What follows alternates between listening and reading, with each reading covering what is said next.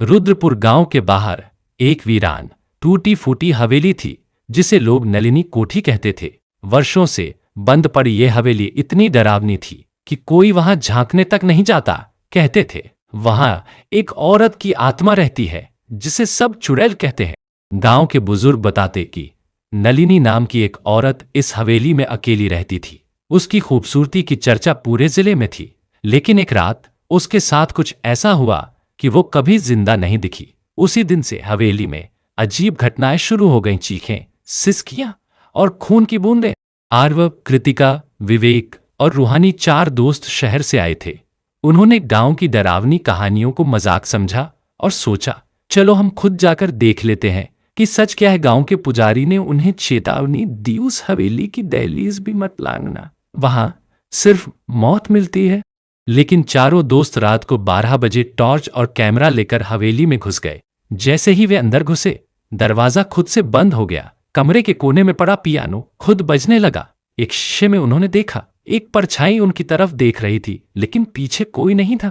दीवारों पर खून से लिखा था, तुम आ गए हो, अब जाना मना है। कृतिका डर कर चीखी, हमें यहां से निकलना चाहिए। विवेक बोला, ये सब इफेक्ट है, कोई भूत नहीं है। तभी एक जोर की हवा चली और एक एक करके कमरे की बत्तियां फटने लगी।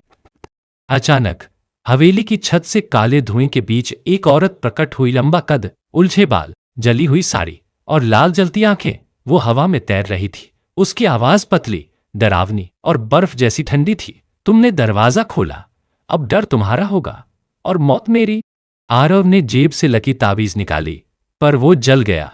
चुड़ैल जोर से चीखी। उसकी चीख इतनी तेज थी कि दीवारें कांपने लगी। रूहानी को एक आईना मिला, धूल से भरा हुआ। उसने उसमें देखा तो पाया कि उसकी जगह चुड़ैल खड़ी थी। अचानक उसकी आंखों से खून बहने लगा और वो जमीन पर गिर गई। विवेक भागने लगा, लेकिन फर्श उसके पैरों तले पिघलने लगा। उसकी चीख हवेली में गूंजती रही और वो अंधेरे में समा गया। अब बचे थे सिर्फ आरव और कृतिका। कृतिका डर से कांपती हुई पुरानी किताबों वाले कमरे में पहुंची जहां नलिनी की आत्मा की कहानी लिखी थी। उस किताब में लिखा था, नलिनी को पति ने जिंदा जलाया था और तभी से उसकी आत्मा बदले की आग में भटक रही है। जो भी हवेली में आता है उसे वो अपने दर्द का हिस्सा बना लेती है। आरव ने किताब को जलाने की कोशिश की, लेकिन जैसे ही उसने माचिस जलाई, चुड़ैल उसके सामने प्रकट हो गई। उसने कहा, अब मैं तेरे अंदर रहूंगी, और देखते ही उसकी आंखें काली हो गई। 1 साल बाद एक नई फैमिली ने गांव में आकर रहना शुरू किया।